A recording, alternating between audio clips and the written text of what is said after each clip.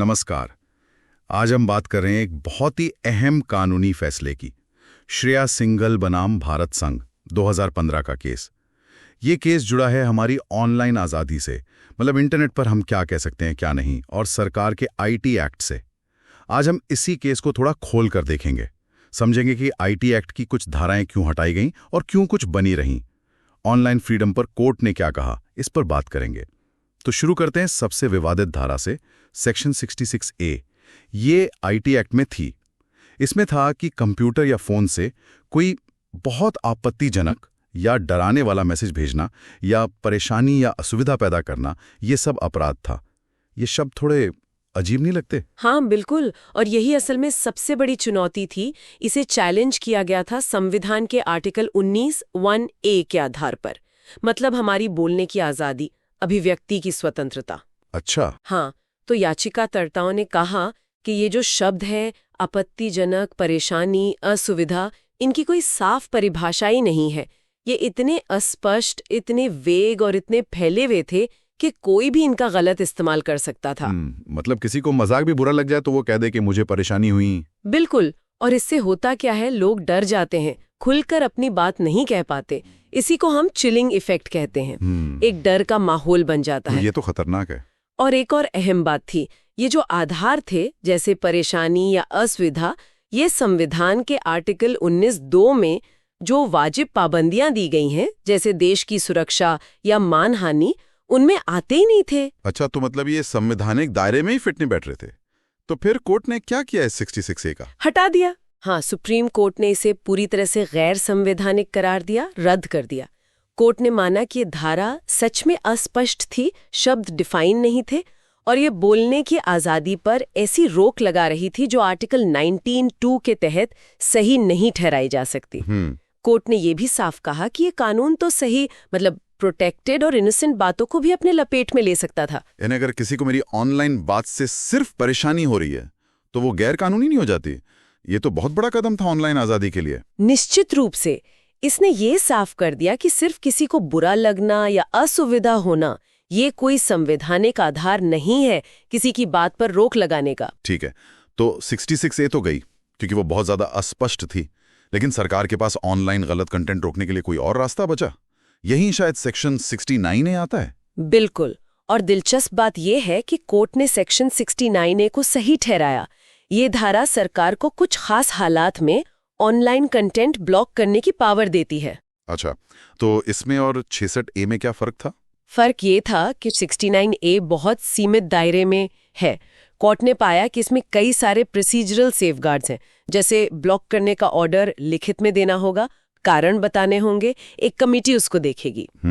प्रक्रियाएं मतलब। हाँ, और सबसे जरूरी, ब्लॉकिंग सिर्फ आर्टिकल 19(2) वाले गंभीर आधारों पर ही हो सकती है, जैसे देश की संप्रभुता, सुरक्षा, पब्लिक ऑर्डर बिगड़ने का खतरा हो वगैरह। अच्छा, तो यहाँ पर प्रक्रिया और सीमित दायरा, ये मुख्य बातें थी। 69A में नियम कायदे थे, कारण गंभीर थे, जबकि 66A बस फैली हुई थी। एकदम सही। कोर्ट का कहना था कि अगर वाजिब रोक लगानी भी है तो उसका एक तरीका होना चाहिए, कारण साफ होने चाहिए। समझ गया।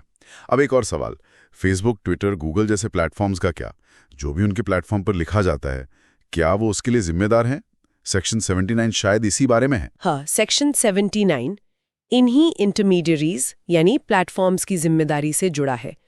कोर्ट ने इसे भी वैध माना, लेकिन एक बहुत जरूरी क्लैरिफिकेशन के साथ। क्या क्लैरिफिकेशन?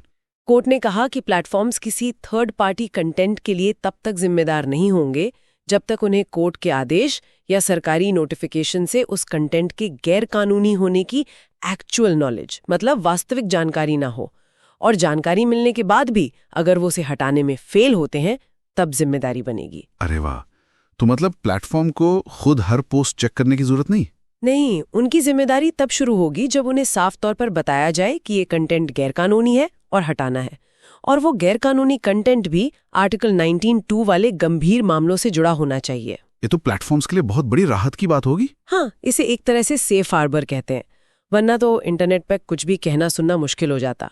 लेकिन हाँ, जानकारी मिलने पर एक्शन लेना जरूरी है। अच्छा, एक और कानून का जिक्र था शायद, केरला पुलिस एक्ट का सेक्शन 118D।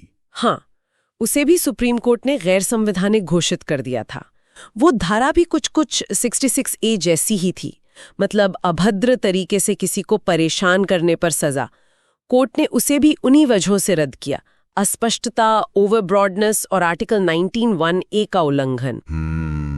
तो कोर्ट का रुख काफी साफ था कि अस्पष्ट कानूनों से बोलने की आजादी नहीं दबेगी। बिल्कुल। तो कुल मिलाकर इस पूरे फैसले का निचोड़ क्या है? ऐसा लगता है कोर्ट ने एक बैलेंस बनाने की कोशिश की है। हाँ, सही पकड़ा। देखिए, मुख्य बात यह है कि कोर्ट ने ऑनलाइन अभिव्यक्ति पर जो अस्पष्ट और बहुत ज्यादा फैले हुए प्रतिबंध थे, जैसे 66A और 118D, उनको हटा दिया। लेकिन साथ ही जो गंभीर मामले हैं, जैसे देश की सुरक्षा, पब्लिक ऑर्डर, उनमें सही प्रक्रिया के साथ कंटेंट ब्लॉक करने की सीमित शक्ति 69A और प्लेटफॉर्म्स की सीमित जिम्मेदारी 79 को बनाए रखा। तो ये फैसला एक तरह से ऑनलाइन आज़ादी और समाज की सुरक्षा की जरूरतों के बीच संतुलन साधने की एक अहम कोशिश थी। ये संतुलन साधना तो आज भी बहुत मुश्किल काम है, खासकर आजकल की डिजिटल दुनिया में। बिल्कुल सही कहा। और यहीं से एक सवाल सोचने के लिए छोड़ सकते हैं हम कि ये 2015 का फैसला आज की तेजी से बदलती टेक्नोलॉजी जैसे AI, डीप फेक और जिस तेजी से जानकारी फैलती है, उस दौर में ऑनलाइन स्पीच को रेगुलेट करने की बहस को कैसे प्रभावित करता है।